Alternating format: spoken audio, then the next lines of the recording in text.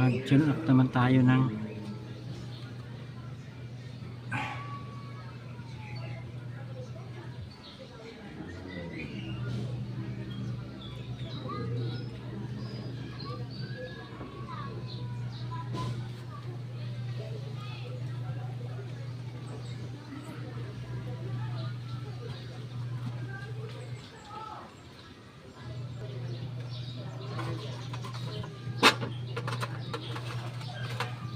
medyo maingay-ingay na ang kanyang tapit, kaya need na ma-adjust, ma-tune up.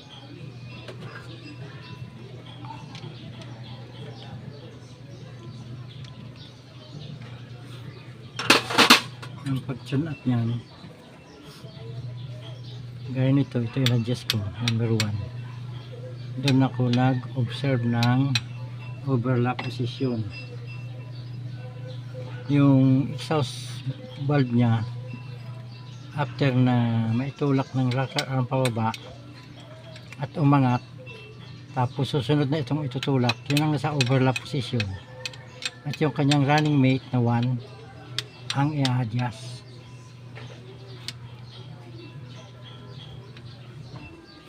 Kasi ang running mate ng 1 ay 4, ang running mate ng 2 ay 3, kaya dyan nag-observe sa kanyang running mate bago mag-adjust ng tapit. Dahil yan ang aming natutunan kay Mr. Patigayon ng Samson Technical School.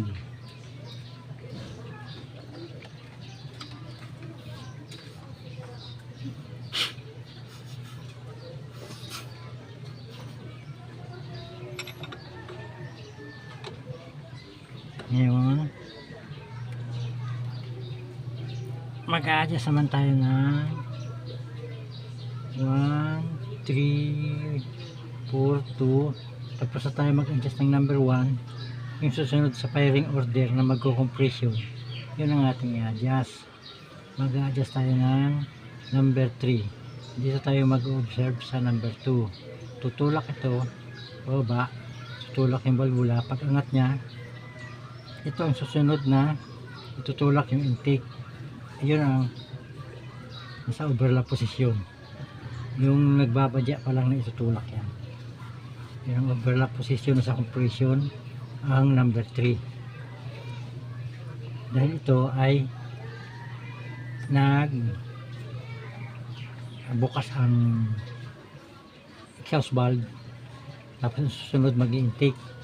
Dahil ito nag-power, kaya ito tutulak. Dahil nag-power, ilalabas yung mga burn gases, yung mga sunog sa combustion chamber. Tapos ito ay magtutulak naman. After itong umangat, tutulak to, mag-i-intake naman siya. Pag ito na itulak niya, mag-i-intake yan. Kaya ang ating i-adjust ay number 3. Itong ating ilalagay sa overlap position. Yung number 3 ay napupunta sa compression stroke.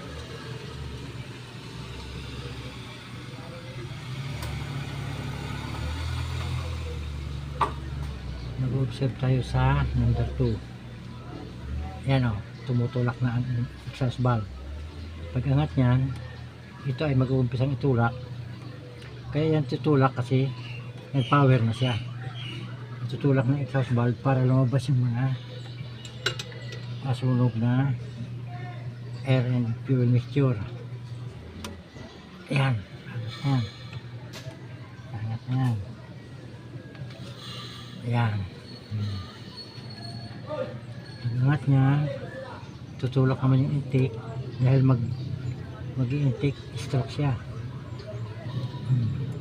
Ayan.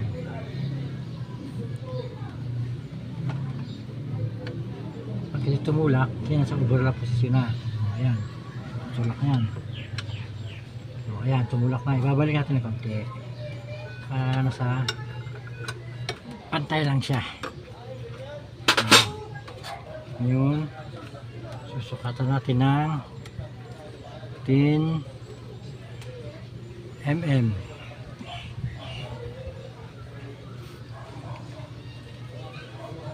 10,000 of an inch. Yung number 3. Ayan, susukat natin yan. Number 3. Uy, okay ang kanyang intake. Yung exhaust. Uy, okay yan. Okay ko na, adjust ko na yung kanina. Ngayon, ang susunod natin i-adjust after ng 3. Kasi ang fire order niyan ay 1, 3, 4, 2. After ng 3, 4 naman. Dito naman tayo mag-observe sa number 1. Pagtulak ng exhaust at umangat, ito ay magbabadya na itulak naman. Ayan, natin nyo. Gumagalaw ang kanyang exhaust na valvula. Tinutulak ng rocker arm.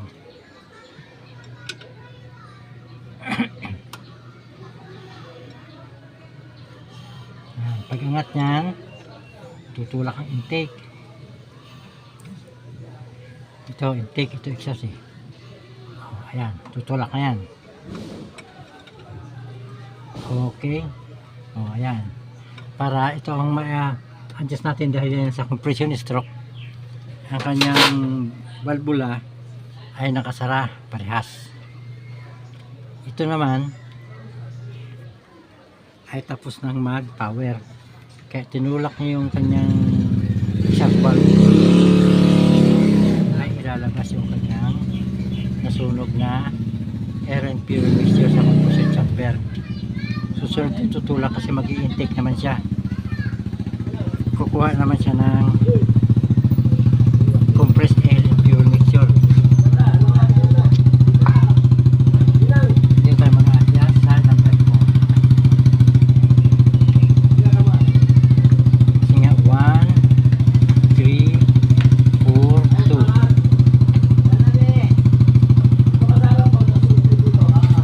After ng 4, ito naman.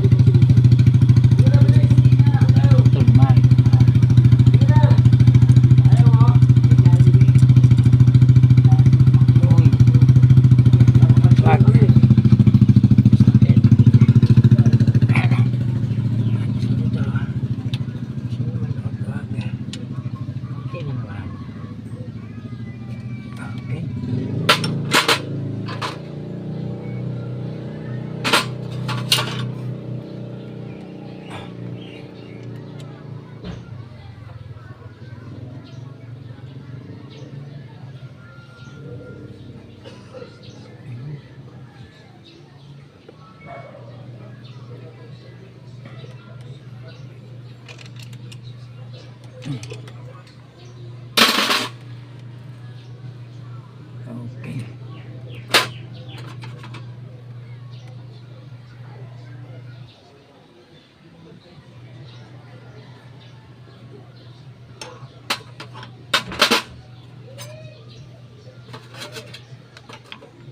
Ito naman kanyang exhaust ng ating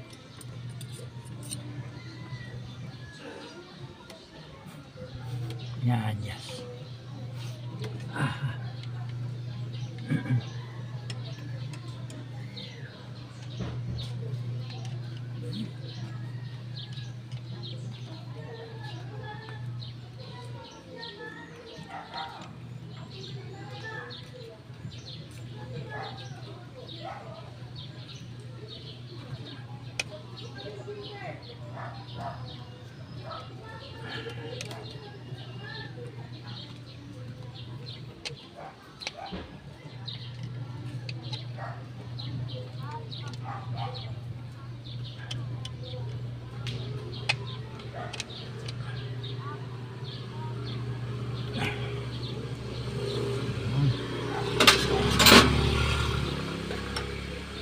Ilalak ko lang niya para muradong hindi siya lumuwag.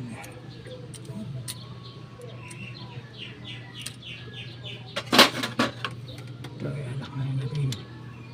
Okay. After ng 4 ay 2 naman. 2. Kasi ang firing order niya 1, 3, 4, 2. Kaya dito naman tayo mag-observe sa number 3. Kasi yan ang kanyang running mate. Iikot natin ang kanyang pulley. Natin ang pulley. Ito ang tutulak. Ito ang tutulak. Tapos ito ang susunod na tutulak. Pag angat ng exhaust valve. Yan, tumutulak ng exhaust valve. Yan. Pag angat niyan, tutulak naman yung intake valve. Ang i-adjust natin dyan yung kanyang running mate, yung number 1.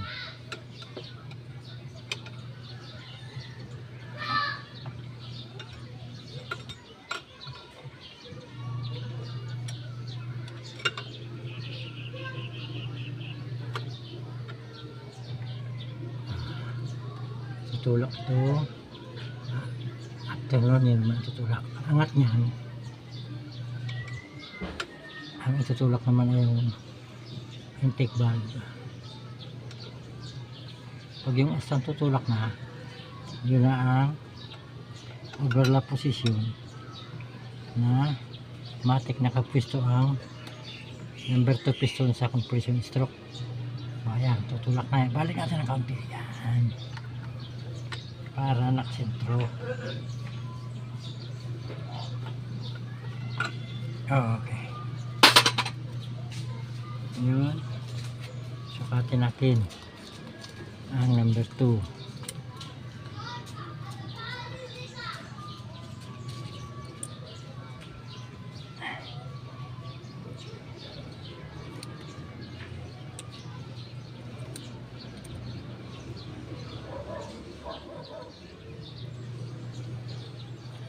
Bah.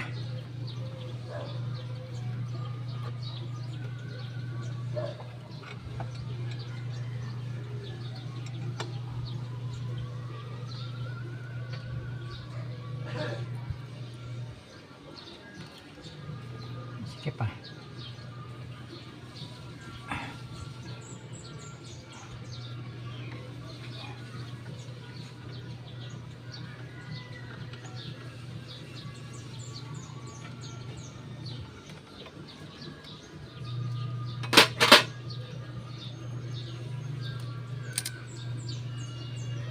Yan. Kaya kailangan natin ng adjust ng kaunti paluwag. Dahil hindi pwede yung masyadong masikip. Nakatumukod ay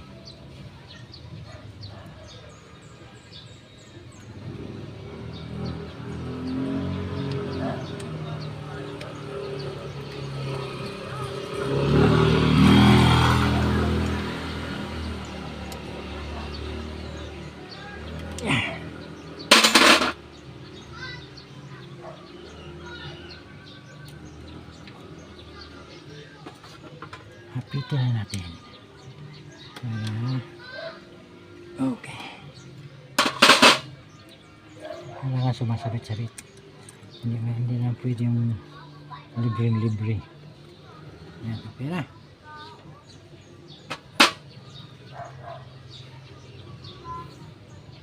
Pwede na natin yung takpan.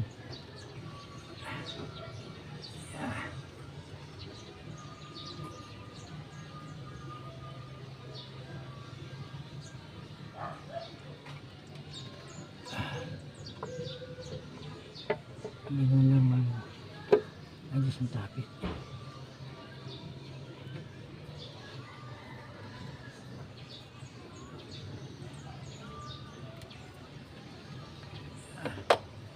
Tanggalin natin yung kanyang bolt para malapit na.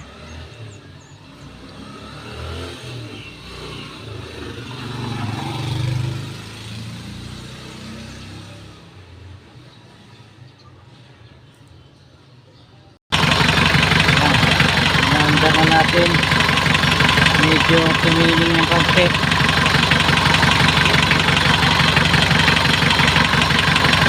makina nito ay model 2000. 24 years na. Some beses pa lang na overhaul ng 2019. Hindi